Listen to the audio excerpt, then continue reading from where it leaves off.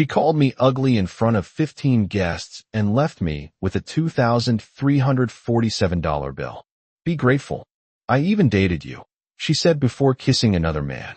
Next morning, she had 89 missed calls, but none were for me because while she was celebrating, I was opening files she never knew existed. My name is Elias Thorne. I'm 43, VP of Operations at National Logistics Company, married 15 years to Serafina, who turned 40 last Tuesday. We have 2 kids, Hugo, 13, and Eliza, 9. I thought we had a good life. I was wrong. Serafina insisted on celebrating at Harborview, an upscale seafood restaurant overlooking the marina. She wanted 15 of her influencer friends there, the whole lifestyle blogger crowd. I reserved the private room, ordered champagne, arranged everything she asked for. She walked in wearing a red dress I'd never seen, barely glancing at me as she greeted her guests. They posed for photos, laughed too loud, drank expensive wine I hadn't ordered. I sat at the head of the table like furniture. Dinner went fine until dessert. Serafina stood up, wine glass raised, already tipsy. Her friends went quiet, phones pointed at her. I want to thank everyone for coming, my wife announced, her voice carrying the performative tone she used online. Especially my husband, Elias. She waved toward me without looking. I raised my glass, smiling. You know, it takes a special man to support a woman like me, Serafina continued. Someone who knows his place. She paused. Look at him. Really? Look. The room temperature dropped. I lowered my glass. He's not exactly attractive, is he? Serafina laughed. Some of her friends joined nervously. That receding hairline, those dad jeans. But he has his uses, I suppose. My throat went tight. I thought about Hugo, asking last week why mom was always on her phone. About Eliza, who'd stopped showing Serafina her drawings. Be grateful I even dated you, Elias. My wife said clearly, deliberately. Be grateful I married you. Someone actually clapped. Another laughed openly. Then Serafina walked over to Caspian Vance. Her business associate seated 3 chairs down and kissed him on the mouth. Not quick, a statement. Now that's a real man, she announced. She grabbed her purse, linked arms with Caspian, and headed for the exit. All 15 guests followed, leaving half-eaten desserts and empty glasses behind. The server appeared with the check, $2,347. She set it down with sympathetic eyes. I'm so sorry, sir. I didn't speak. Just pulled out my card, paid, added 30% tip, and photographed the receipt. Not from anger, not for revenge, because I needed to remember the exact moment I stopped pretending. I drove home in silence. The house was dark, kids asleep, babysitter gone. I walked upstairs to my office and unlocked my laptop. The small gray icon in the corner, the one Serafina never noticed, opened to a black screen. Password protected. I typed the code. The interface loaded. Clean folders labeled with dates, names, locations, years of documentation. I uploaded the receipt, cross-referenced it with 6 months of cellular data. Caspian Vance's name appeared 17 times. Matched with Serafina's GPS coordinates. Hotels, restaurants, a Delaware beach house. I opened another folder. Bank statements. Cash withdrawals Serafina couldn't explain. Credit card charges at jewelry stores. $50,000 transferred from joint to personal accounts. Then the college fund folder. Empty. $183,000 gone. Traced to a Shell LLC under Caspian's mother's maiden name. My children's future stolen. I sat back and stared at the screen. No anger yet, just cold clarity. Serafina thought she'd married someone simple, someone who'd stay quiet.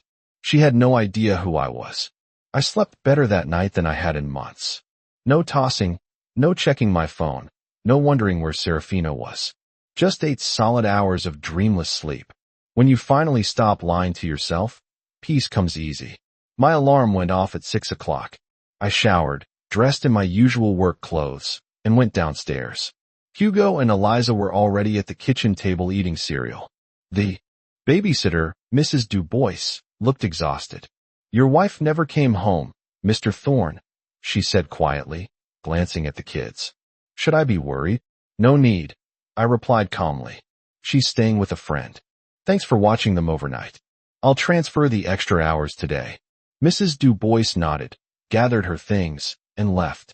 Hugo watched me over his bowl, his 13-year-old brain already calculating something was wrong. Dad, is Mom okay? My son asked. She's fine, I said, pouring coffee. Eat up. School in 30 minutes. Eliza looked up from her cereal. Daddy, why didn't Mommy say goodnight last night? I knelt down beside her chair, brushed hair from her face. Sometimes grown-ups have complicated nights, sweetheart. But you and Hugo are my priority. Always. She nodded, not quite understanding, but trusting me anyway. After I dropped them at school, I drove to my office downtown. 43rd floor, corner view, overlooking the harbor. My assistant, Genevieve, handed me coffee and my schedule. Morning, Elias, she said. You have the quarterly logistics meeting at 10 o'clock, then lunch with the Memphis distribution team. Thanks, Genevieve. I walked into my office and closed the door. My phone sat on the desk face down. I'd silenced it before bed. Now, I flipped it over. 89 missed calls, all from Serafina. 43 text messages, 27 voicemails. I didn't open any of them. Instead, I forwarded everything to a secure cloud folder tagged with timestamps and continued my morning routine. At 9:45, Genevieve knocked. Elias, your wife is calling the office line. She says it's urgent. Tell her I'm in meetings all day, I said without looking up from my computer. And, Genevieve, if she calls again, same response. Understood. The logistics meeting went smoothly. I presented our Q3 efficiency improvements, approved 2 new distribution centers, and authorized equipment upgrades in Atlanta. Business as usual. Around noon, my personal cell rang again. Serafina. I declined it and opened my lunch. My work phone buzzed. Text from my younger brother Nolan, who worked as a private investigator in the city. Got your email this morning. Started background on Caspian Vance. You were right. This goes deep. Call me tonight. I replied with a thumbs up and deleted the message. At 2 p.m., Genevieve appeared again, looking uncomfortable. Elias, I'm sorry, but your wife is in the lobby. Security called. She's demanding to see you. I leaned back in my chair, steepling my fingers. Tell security to inform her I'm unavailable. If she refuses to leave, they should remind her this is private property and she's not authorized to be here without an appointment. Genevieve hesitated. Are you sure? Completely. She left. 5 minutes later, my phone buzzed. Text from Serafina. All caps. Why are you doing this? Answer me. I screenshotted it, added it to the evidence folder, and returned to work. By 5 p.m., when I left the office, my missed calls had reached 112. Voicemails ranged from angry to pleading to confused. Text messages followed the same pattern. Elias, we need to talk. Stop being childish. You're overreacting. Please just call me back. I'm sorry. Okay. Can we please talk? I read each one clinically, the way I'd review a shipping manifest. Documented, categorized, stored. Then I drove to my brother Nolan's office across town. He lived above a bail bonds place, ran his PI business from a converted loft. When I walked in, he had files spread across his desk. Ev, Nolan said, standing to shake my hand. Man, you weren't kidding. Caspian Vance is a piece of work. Tell me, I said, sitting down. Nolan slid a folder across. Married, 2 kids. Wife's name is Victoria. She has no idea. He's got 3 other women on rotation, all thinking they're special. Your wife is just the current favorite. My jaw tightened. What else? The LLC you traced. It's part of a bigger scheme. He's been running this con for years. Targets married women with money. Convinces them to liquidate assets. Funnels it through shell companies. Then he disappears. How much has he taken total? Nolan flipped a page. Best estimate. North of 2 million from 6 different women over 8 years. I sat back, absorbing the information.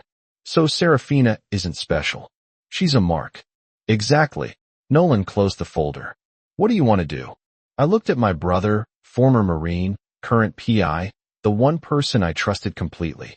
I want everything, I said quietly. Every transaction, every woman, every lie, and I want Victoria Vance's contact information. Nolan smiled grimly. Already pulled it. Check your email. Good man. My phone buzzed again. Serafina, call number 118. I declined it and drove home to my kids. Lena Moreau had been our nanny for 3 years. Quiet, reliable, the kind of woman who loved my kids like her own. She came from Guatemala, sent money home to her mother, never missed a day of work. Thursday morning, she asked to speak with me privately. Mr. Thorne, Lena said nervously, glancing toward where Hugo and Eliza were watching TV. I need to show you something. I've been scared, too, but after Tuesday night, I can't stay quiet anymore. She pulled a small notebook from her purse, the kind you buy at a dollar store. Her hands shook as she handed it to me. I've been writing things down, Lena said quietly. For 2 years, the things Mrs. Thorne says to the children when you're not home, the men who come to the house. I was afraid I'd lose my job, but those babies deserve better. I opened the notebook. Her handwriting was careful, each entry dated and detailed. March 15th. Mrs. Thorne told Hugo he was stupid like his father when he couldn't finish his math homework. He cried for an hour. June 3rd, Eliza showed her mother a drawing. Mrs. Thorne said it was ugly and threw it away. Eliza didn't draw for 2 weeks. August 12th, a man named Caspian came to the house at 2 p.m. They went upstairs for 3 hours. I had to keep the children outside. Page after page. 24 months of documentation. My wife's cruelty laid bare in Lena's precise notes. My hands tightened on the notebook. Lena, why didn't you tell me sooner? I was scared, sir, she whispered. Mrs. Thorne said if I ever told you anything, she'd call immigration on me. My papers are good, but I was afraid. I looked at this woman who'd protected my children while being threatened. Lena, you're not losing your job, and I need you to testify to what you've seen. Can you do that? She nodded, tears in her eyes. For Hugo and Eliza. Yes. Thank you.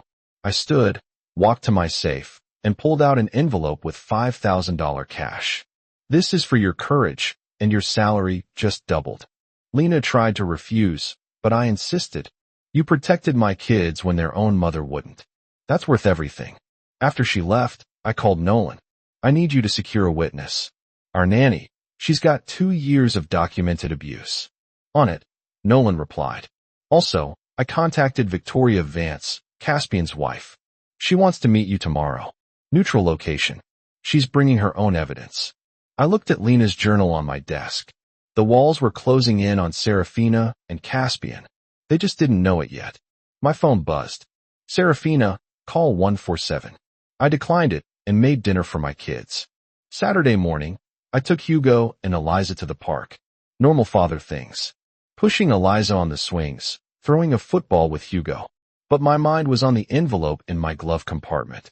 3 weeks ago, I'd taken both kids for what I told them were routine checkups. The pediatrician, an old friend from college, had quietly collected DNA samples. No questions asked. The results came back yesterday. Hugo, 99.9% probability of paternity. My son. Eliza, 0% probability of paternity. Not my daughter. Biologically. I'd sat in my car for 20 minutes after reading that second result, staring at the paper like it might change. But numbers don't lie. Eliza, with her bright smile and her love for drawing, wasn't mine by blood. She was Caspian Vance's. The affair had been going on for at least 10 years. Serafina had gotten pregnant, convinced me Eliza was mine, and I'd never questioned it.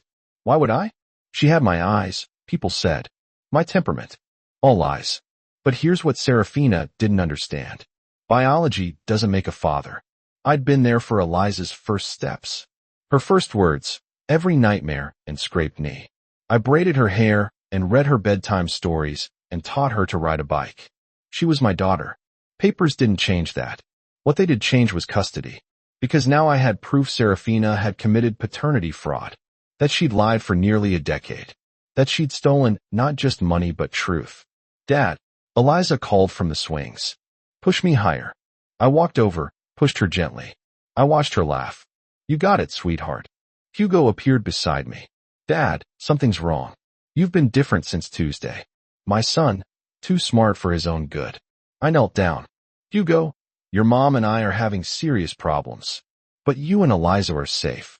I promise you that. Is she coming back? Hugo asked quietly. I don't know, I said honestly. But wherever this goes, you two are my priority, always. Hugo nodded slowly, then went back to the climbing structure. That afternoon, I met Victoria Vance at a coffee shop in the next town over. She was 41, attractive, exhausted, 2 kids of her own, both in elementary school. Mr. Thorne, Victoria said, sitting across from me. Thank you for meeting. Call me Elias, and thank you for coming. She slid a folder across the table. Caspian's been doing this for 8 years. Your wife is number 7. He targets married women with assets, seduces them, convinces them to liquidate funds. Then he moves on. I know, I said. My brother's PI uncovered most of it. Victoria's jaw tightened. What you might not know is that he has another child with wife number 4, a daughter he's never met, never paid for. My stomach dropped. Eliza, you know. I pulled out the DNA results. Just confirmed. She's his, biologically. Mine in every other way. Victoria read the document, then looked up with fierce determination. We need to destroy him together. Agreed, I said. What do you have? Financial records, emails, text messages, and I'm filing for divorce Monday. I want full custody, and I want him prosecuted for fraud. I extended my hand. Then let's make sure he loses everything. She shook it firmly. Starting now. Serafina made her move on Thanksgiving. She called my parents crying, telling them I'd locked her out and turned the kids against her. Said she just wanted to see her family for the holiday. My mother, bless her heart, believed it. She called me Wednesday night. Elias, honey, Serafina says you won't let her see Hugo and Eliza for Thanksgiving. Mom said gently, I know you're having problems, but it's family time. Mom, there's a lot you don't know. Then come to dinner tomorrow. Both of you. We'll talk like adults. I paused, thinking, then smiled. All right, we'll be there at 2 o'clock. I called Nolan immediately. Change of plans. Thanksgiving just became evidence collection day. What do you need? Nolan asked. Meet me at my parents' house tomorrow. 1:30. Bring Victoria Vance and all the documentation. Thursday afternoon, I arrived at my parents' home with Hugo and Eliza. My father opened the door. Former Army colonel, still built like he could run a marathon. Son, Dad said, shaking my hand firmly. Your mother's worried. I know, Dad. That's about to change. Serafina was already inside, playing the victim perfectly. Red eyes, tissue in hand, hugging my sister Rachel. When she saw me, her face shifted to hope. Elias, thank God. We need to talk. We will, I interrupted calmly. After dinner. The meal was tense. Serafina kept trying to engage me, touch my hand, smile at the kids. Hugo and Eliza stayed close to me, barely speaking to their mother. At 4 p.m., the doorbell rang. I stood. That'll be for me. I opened the door.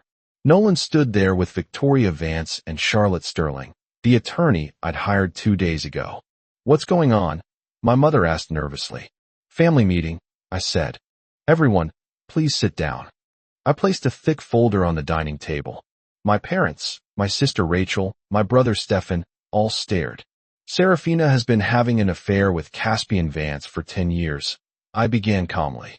She stole $183,000 from our children's college funds, and she's been verbally abusing Hugo and Eliza for years. Serafina's face went white. Elias, what are you? This is Victoria Vance, I continued, gesturing. Caspian's wife. And this is Charlotte Sterling, my attorney. Victoria stepped forward. Your daughter-in-law has been sleeping with my husband. He's a con artist who's defrauded 7 women. Serafina is number 7. My mother's hand went to her mouth. My father's jaw tightened. That's not all, I said. I pulled out the DNA results. Eliza isn't my biological daughter. She's Caspian's. Serafina lied for 9 years.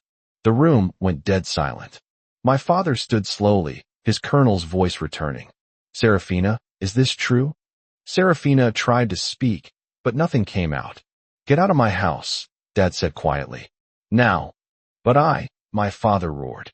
Serafina grabbed her purse and fled, tears streaming. Nobody stopped her. My mother looked at me with devastated eyes. Elias, why didn't you tell us sooner? Because I needed you to see it for yourselves? I said gently. So when this goes to court, you'll know why I'm fighting. Dad put his hand on my shoulder. We're with you, son. Whatever you need. Eliza climbed into my lap. Daddy, I'm scared. I held her close.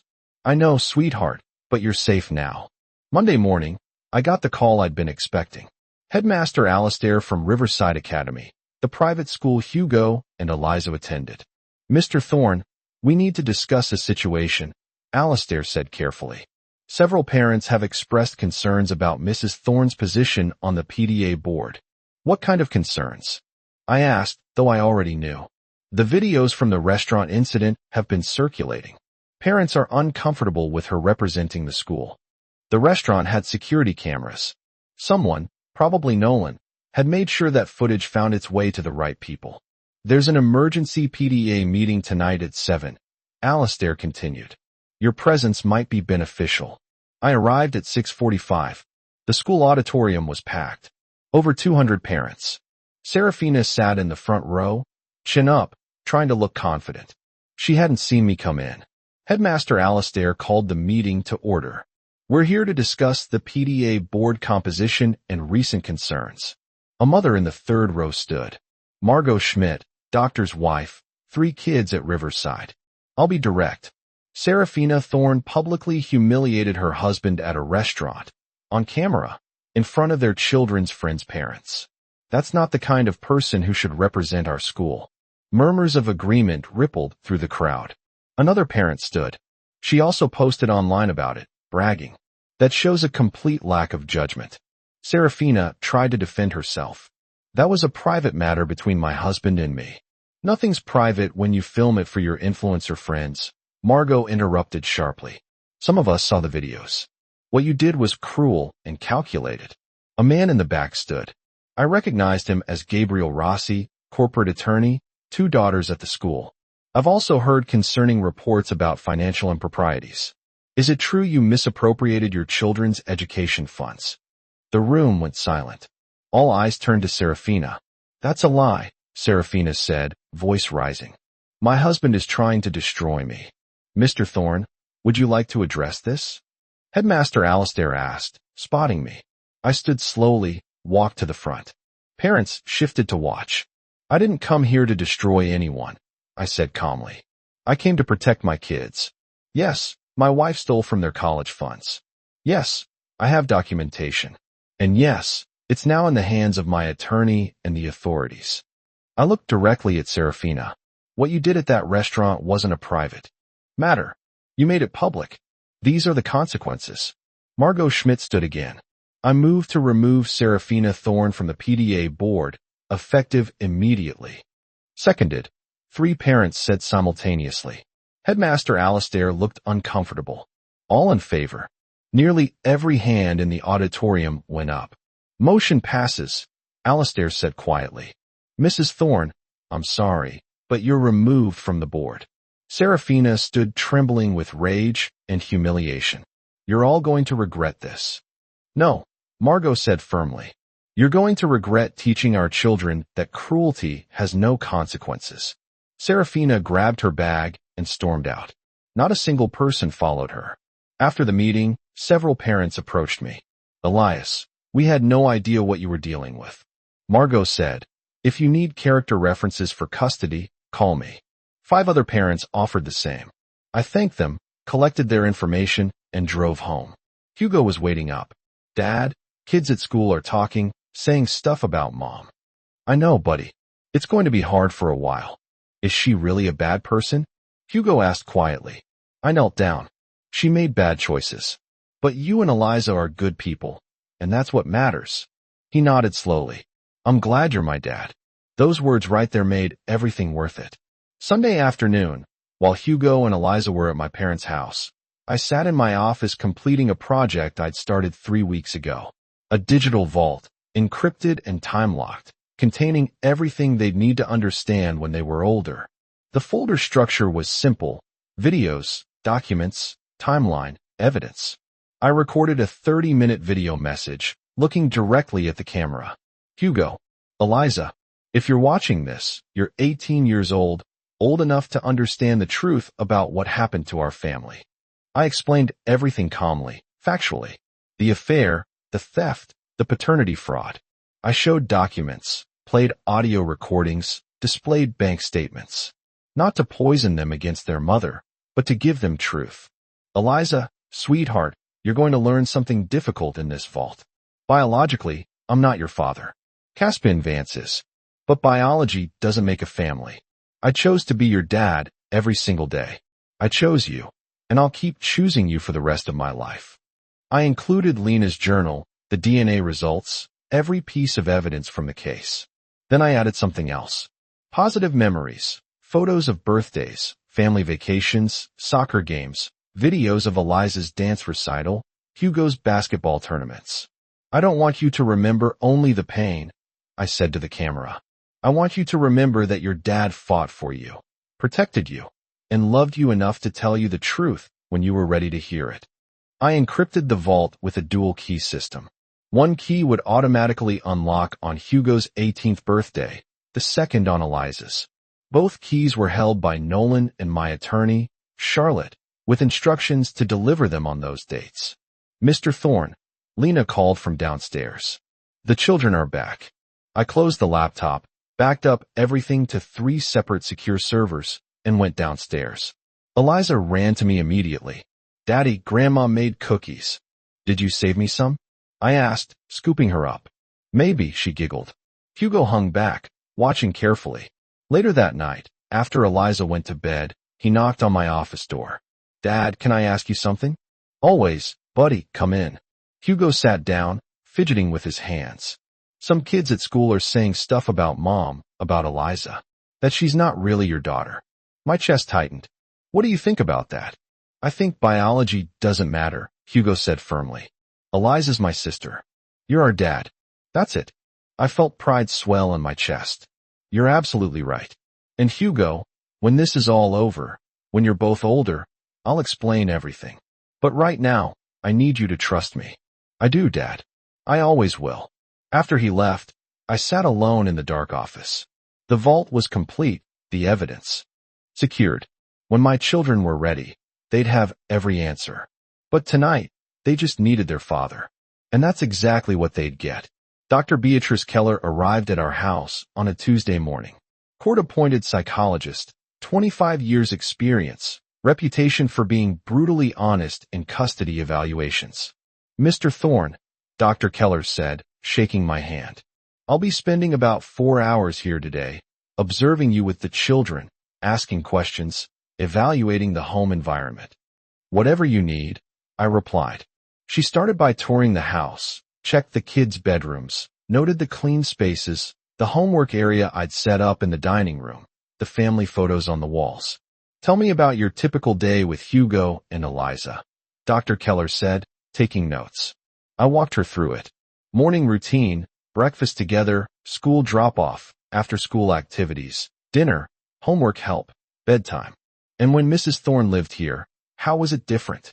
She was often absent. Business trips, influencer events, girls' nights. I handled most of the parenting, even before the separation. Dr. Keller made notes.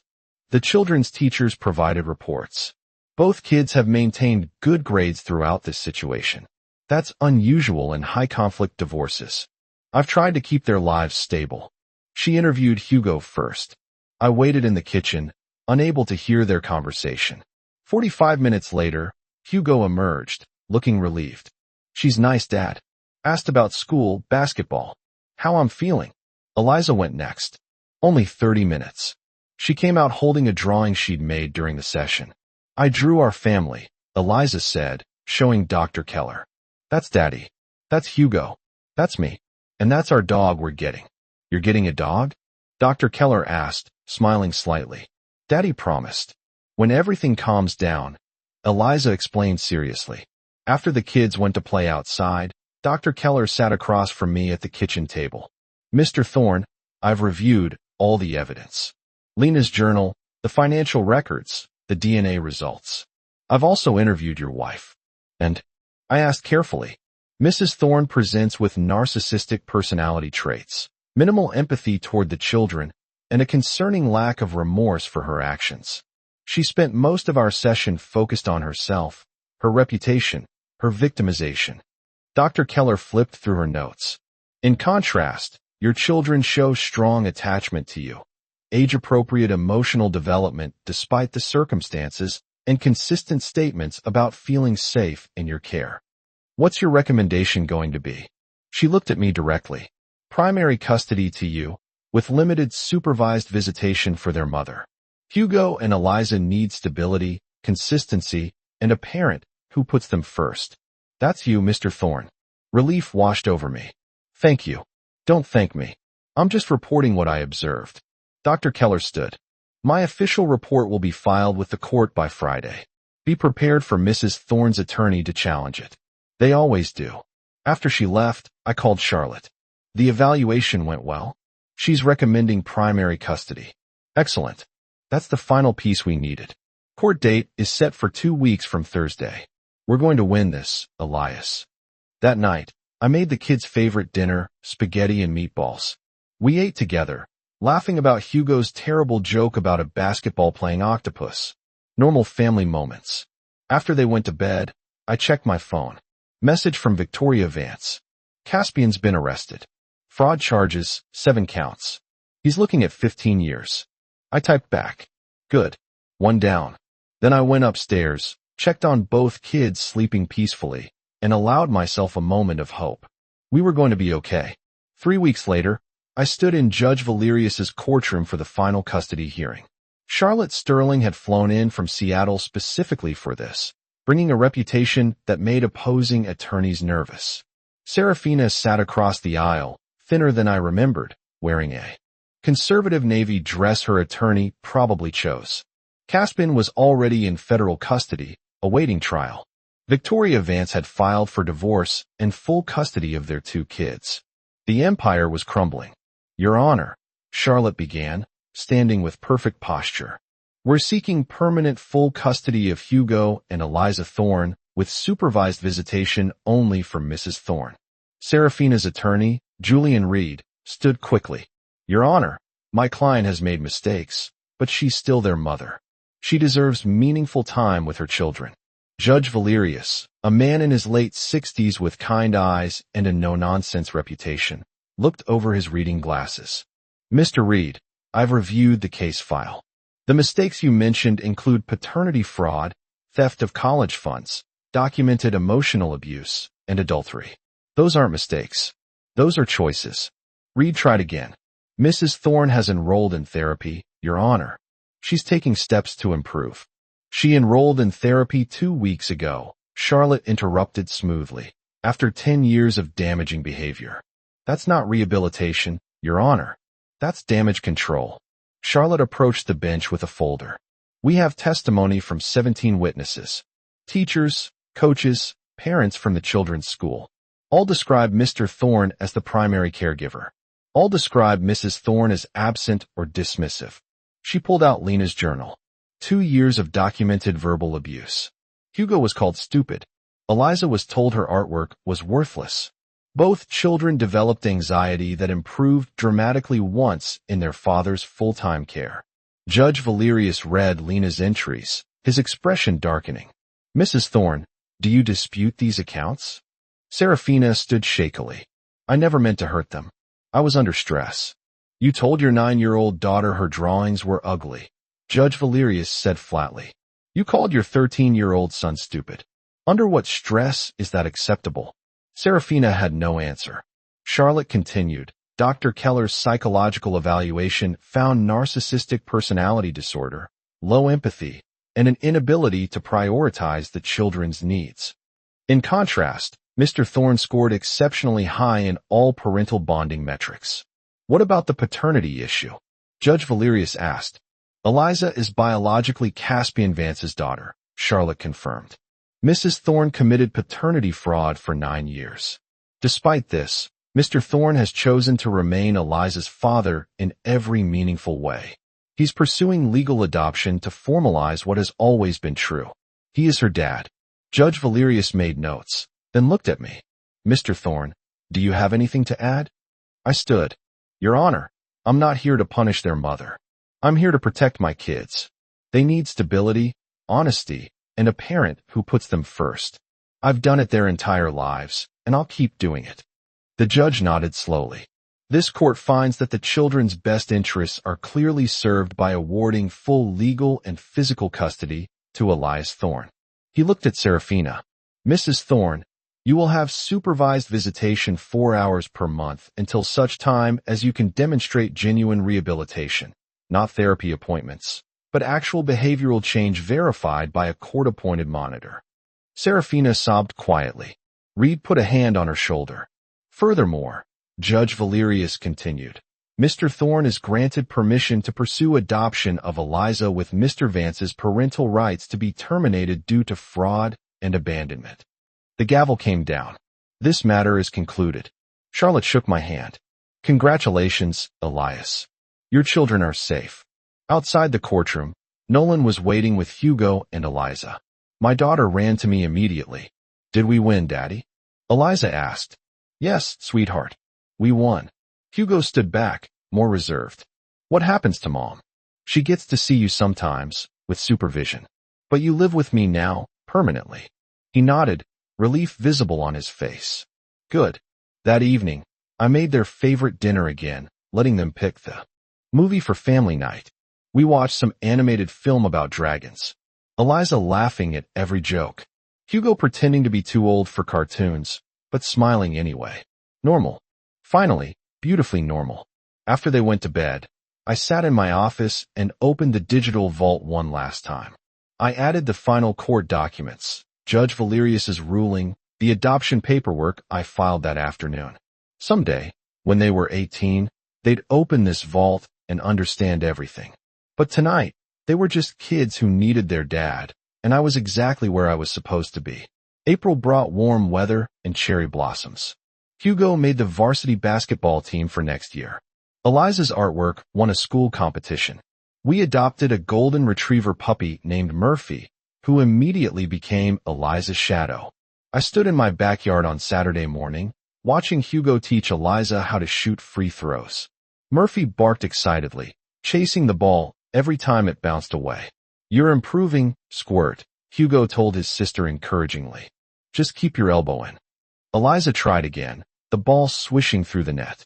She jumped up and down victorious. My phone buzzed. Text from Nolan. Caspian got 15 years. Victoria got full custody. Everything's final. I replied, good. How's Victoria doing? Better. Started a support group for fraud victims. She's helping other women avoid what happened to her. I smiled, pocketed my phone. Victoria had turned her pain into purpose. Respect. Lena appeared on the back porch carrying lemonade. Mr. Thorne, the children need drinks. Lena, I've told you 100 times. Call me Elias. She smiled. Old habits, sir. Lena's testimony had been crucial in court. Afterward, I'd increased her salary again and helped her bring her mother from Guatemala legally. She lived in our guest house now. Family in every way that mattered. That afternoon, we drove to my parents' house for Sunday dinner. Hugo and Eliza ran ahead to their grandparents, who spoiled them relentlessly. My father pulled me aside. Son, I'm proud of you. The way you handled everything, protected those kids, never lost your temper. That's real strength. Thanks, Dad. I learned from the best. Mom hugged Eliza tightly. My beautiful granddaughter, did you bring me new artwork? Yes, Grandma. Eliza pulled papers from her backpack, showing off her competition piece. Hugo sat with my brother, Stefan, talking about basketball strategies. Normal family Sunday. Later, driving home, Eliza asked, Daddy, are we going to be okay forever now? I looked at her in the rearview mirror. Yeah, sweetheart, we're going to be okay. What about Mommy? She asked quietly. Serafina had completed 6 months of therapy. Her supervised visits were going slightly better, though both kids remained distant. She'd lost everything. Her influencer career, her reputation, most of her friends.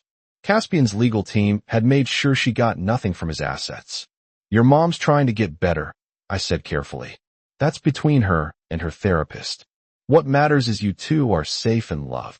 Hugo, sitting in the front seat, looked at me.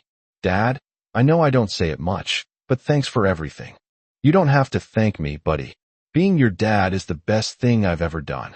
That night, after both kids were asleep, I sat on the back porch with Murphy at my feet. The house was quiet, peaceful. My phone buzzed. Email notification. The digital vault system sending me a confirmation. Time lock verified. Content secured until Hugo Sinclair's 18th birthday. June 15th, 2030. 8 years from now, my son would open that vault and understand everything. Eliza would do the same 3 years later. But tonight, they were just kids who'd survived a storm and come out stronger. I thought about that night at Harborview Restaurant. Serafina calling me ugly, leaving me with that bill. How humiliated I'd felt. Now I felt nothing but gratitude, because that night was when I stopped pretending, when I started protecting what mattered. Charlotte Sterling had called last week checking in. Elias, how are the kids? Thriving, I told her honestly. And you, better than I've been in years. Good. You deserve it. You're one of the good ones. Sitting on my porch, watching stars appear in the darkening sky, I realized she was right. Not because I'd won, but because I'd fought for the right reasons. Serafina had weaponized shame, thinking it would destroy me. Instead, I documented truth, protected innocence, and built something better from the ruins. My phone buzzed one last time. Text from Victoria. Thank you for everything. Caspian's behind bars. My kids are healing. We're moving forward. I replied, you did the hard part. Proud of you. Then I turned off my phone, went inside, checked on Hugo and Eliza one last time, and went to bed. Tomorrow, Hugo had a basketball game. Eliza art class. I had a logistics meeting. Normal, beautiful, hard-won normal. And I wouldn't trade it for anything.